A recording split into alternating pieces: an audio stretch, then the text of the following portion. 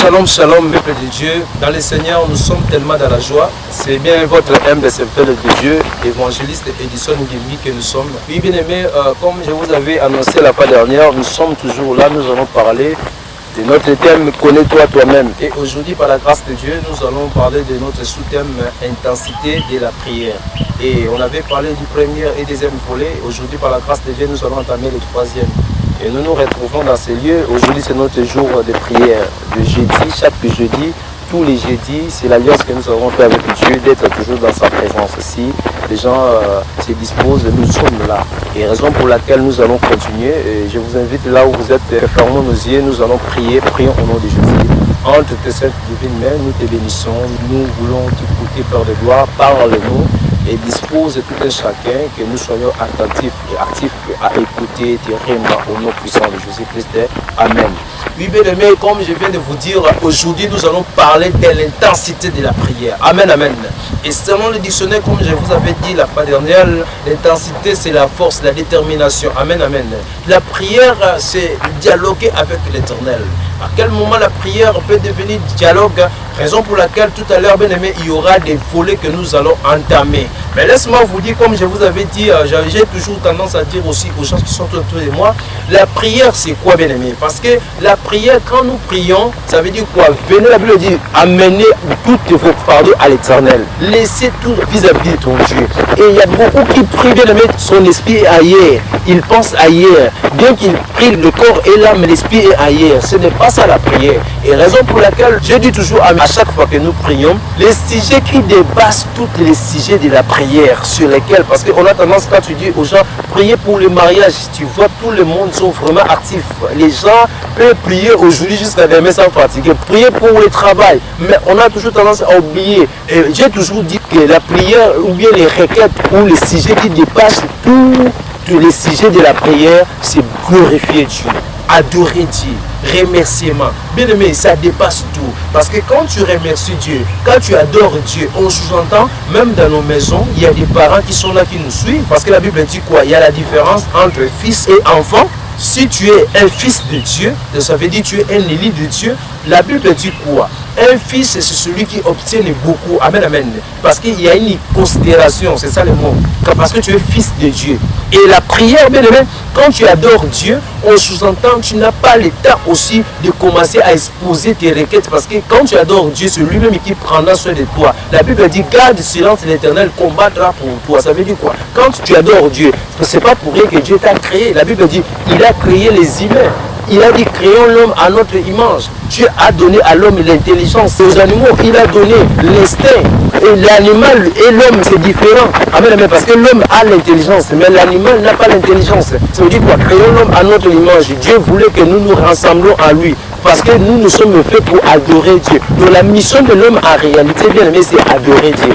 La mission de l'homme, bien aimé, parce que Dieu t'a créé selon son image, à l'image de l'Éternel, parce que nous sommes faits pour adorer Dieu. Et nos parents, vous connaissez très bien, dans la maison, si déjà un enfant qui est obéissant, un enfant qui marche selon la vision des parents, ce n'est pas à l'enfant de demander quoi que ce soit. Les parents eux-mêmes savent qu'il est 12 heures, il faut que l'enfant mange, il faut qu'il aille à l'école, il faut acheter les habits pour les enfants. Les parents veillent à ses enfants. De pareil, parce que la Bible est claire, même la nature ne vous enseigne-t-elle pas. Les choses que nous constatons dans nos familles peuvent aussi référer, croire que combien il est ce Dieu par rapport à nous qui sommes ses fils bien-aimés. Raison pour laquelle, quand tu pries, tu adores déjà Jésus, tu adores Dieu de tout ton corps, âme et esprit, lui-même Dieu, parce que la Bible est claire, gardez silence, l'esprit connaît, avant que vous ouvriez même vos bouches, il connaissait en avance, ça veut dire quoi? Dieu connaît déjà avant que tu pries, avant même que tu demandes, il connaît, mais à quel moment ta prière est résistante, à quel moment tu pries, tu n'as pas la solution, parce que quand tu pries, tu ne sais pas ce que tu pries, quand tu pries, tu n'es pas disposé, quand tu pries, tu n'es pas avec Dieu, donc de toi-même tu pries physiquement, mais spirituellement tu n'es pas avec Dieu, tu ne connais pas, tu vois quelqu'un, surtout quand nous lançons des répètes, quand nous lançons parfois des sujets, adorer Dieu, tu constates qu'il y a peu de gens qui adorent Dieu, mais quand tu dis, bien aimé, prie pour le mariage, tu vas voir en tout cas la prière devient une prière puissante. Oh, la prière ferveur d'un homme juste, ça veut dire quoi? Un homme qui reconnaît qu'il est vis-à-vis de Dieu, il est fait à l'image de Dieu, il est fait pour adorer Dieu. Raison pour laquelle les l'intensité de la prière va nous aider beaucoup à comprendre. Parce que si tu es fils de Dieu, ça veut dire que tu prieras Dieu, lui-même Dieu s'unira à toi, lui-même Dieu pensera à toi. Il sait que tu ne travailles pas. La Bible dit, il est Dieu qui connaît même le nombre de nos cheveux. Il est Dieu qui sonde nos cœurs, qui veut dire ton problème n'est pas échappatoire à l'Éternel. Dieu connaît ton problème. Dieu maîtrise très bien tes problèmes. Le problème est que quand tu pries à Dieu, comment tu t'approches de Dieu? Comment tu t'approches de Dieu? À chaque fois que je dis à ceux qui sont proches de moi, il faut comprendre l'intensité de la prière. Raison pour laquelle je parle de ce sous-thème intensité de la prière, ce n'est pas pour en vain, pour faire comprendre à tout le monde, pour aider ceux qui les prient depuis longtemps. Tu pries, mais tu n'as pas la solution. Tu demandes à Dieu, mais rien ne se fait sentir. Pas parce que Dieu n'existe pas, mais laisse-moi te dire, bien aimé, Dieu est là, Dieu existe, Dieu écoute. La Bible dit, amenez vos fardeaux à l'Éternel. Le problème que vous avez, bien aimé, n'est pas difficile. Dieu est capable, celui, le créateur du ciel et la terre, le Dieu capable de donner ce que tu prétends, ce que tu désires depuis longtemps. Et laisse-moi vous dire rapidement, je vous invite là où vous êtes, nous allons entamer notre troisième volet. Quand on parle de l'intensité de la prière, on voit la cohésion. Amen, amen. Dans la prière, on voit la cohésion. Et rapidement, nous allons lire dans le livre de Matthieu, le chapitre 18. Je lis au nom de Jésus-Christ le livre de Matthieu, chapitre 18, le verset 19 jusqu'à 20. Je vous déclare ainsi que si deux d'entre vous sur la terre s'accordent pour demander quoi que ce soit dans la prière, mon Père qui est dans le ciel et leur donnera. Car là où deux ou trois s'assemblent à mon nom, je suis au milieu d'eux. C'est la parole du Seigneur. Amen, amen. Comme je viens de lire dans le livre de Matthieu, notre troisième volet, c'est la cohésion. Dans la prière, bien aimé, vous ne pouvez pas prier sans la cohésion. Amen, amen. Parce qu'un jour, j'étais invité quelque part en prière. C'était une retraite. Amen, amen. Mais arrivé pendant qu'on avait commencé, l'Esprit me disait, si entre nous, il n'y avait pas la cohésion. Et il y avait des divergences. Aussitôt j'ai parlé, l'Esprit me dit ça, et puis j'ai donné aussi des versets bibliques. Et au départ, tout le monde ne voulait pas se faire sentir. Après quelques temps, j'ai insisté et il y a un frère qui a soulevé la main. Papa, regarde, moi j'ai tête. Et c'était comme ça. Oh, tout le monde avait des problèmes. On était dans la prière. Amen, amen. Donc la prière ne peut pas être, pendant que vous priez, entre vous il y a les divergences. Entre vous, vous vous attendez pas. Hein? Entre vous, il y a la calomnie. Entre vous, il y a des médisances. Entre vous, il y a des palabres. Donc, dans la prière, vous ne pouvez pas monter. Raison pour laquelle il y a beaucoup de nos églises. Vous voyez, ils sont dans la prière. Ils sont dans des veillées. Mais entre eux, au milieu, parmi eux, il n'y a pas la communion. Il y a des ennemis à l'église, mais ils sont dans la prière. Mais parmi, il y a certains gens qui ne se parlent pas. Il y a des divergences. Et là, Dieu ne peut pas descendre. Parce que la Bible dit quoi? L'Esprit de Dieu descend là où les gens sont un. Donc vous ne pouvez pas monter à la montagne sainte, prier pendant que entre vous, parmi vous, il y a des divergences. Parmi vous, il y a la calomnie. Parmi vous, il y a des tiraillements. Donc notre volet, quand on parle de l'intensité de la prière, ça demande d'abord la cohésion. Il faut que la cohésion soit même dans nos églises. La cohésion soit dans la prière. Parce que vous ne pouvez pas monter prier pendant que vous avez des problèmes au cœur. Pendant qu'entre vous, il n'y a pas de cohésion. Pendant que vous avez des problèmes. Raison pour laquelle notre volet, bien aimé, il y a beaucoup de contenu. Ce n'est pas pour rien que Dieu a voulu que je parle ainsi. Et Dieu m'avait révélé que je prêche à cause de quelqu'un. Parce que Dieu est la première personne accusée à dire que Dieu n'agit pas. Je prie mais il n'y a rien. Parce que Dieu est là. Le problème, c'est quoi dans la prière? L'intensité de la prière. Il faut choisir d'abord les milliers que tu te retrouves.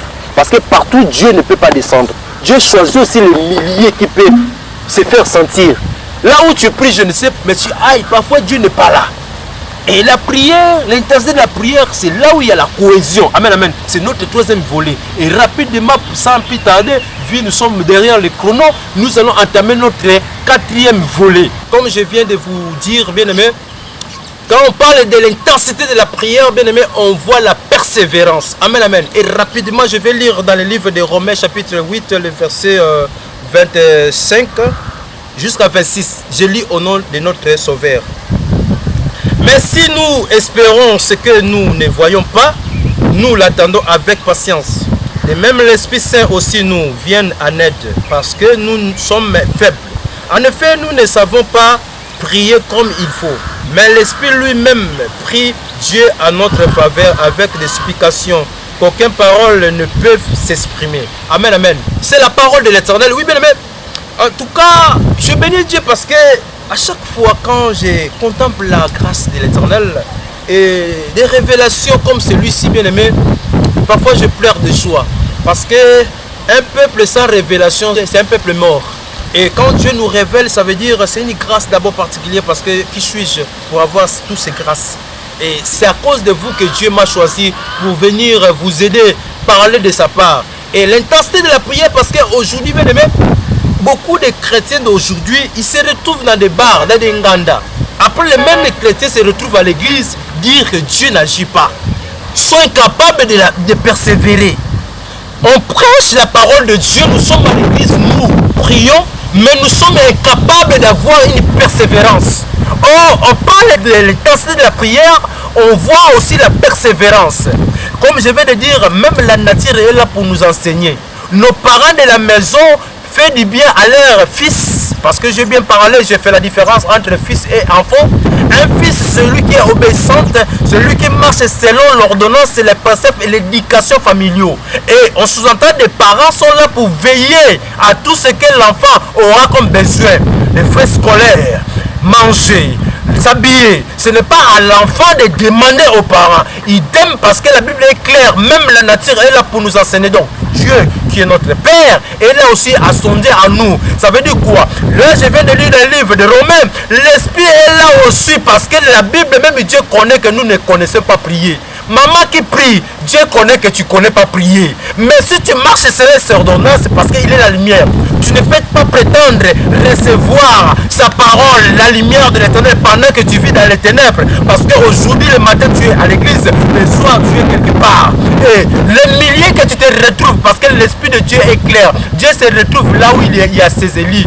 Les gens qu'il a mandatés, ce n'est pas tout le monde qui sont faits pour parler de la part de Dieu. Parce que tu es malade, tu souffres de parler, mais parfois on te donne quel genre de produit. Tu aimes la prophétie, c'est bien, mais la prophétie, c'est pas ça qui guérit, mais c'est Dieu qui guérit. Marche selon le précepte de l'Éternel, parce que la parole de Dieu ou bien la prière est intense quand on voit la persévérance. Tu n'es pas persévérant, mais tu veux que Dieu te donne. Parfois Dieu aussi te met à l'épreuve.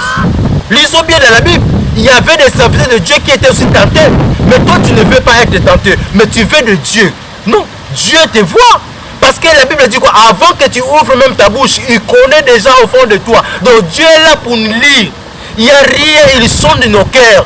La persévérance, bien aimé. Raison pour laquelle il y a beaucoup de volets que nous allons entamer. Pour aujourd'hui, nous allons arrêter là. Mais prochainement, nous allons continuer avec notre thème Connais-toi toi-même et notre sous-thème l'intensité de la prière. Aujourd'hui, nous sommes dans notre quatrième volet qui est la persévérance.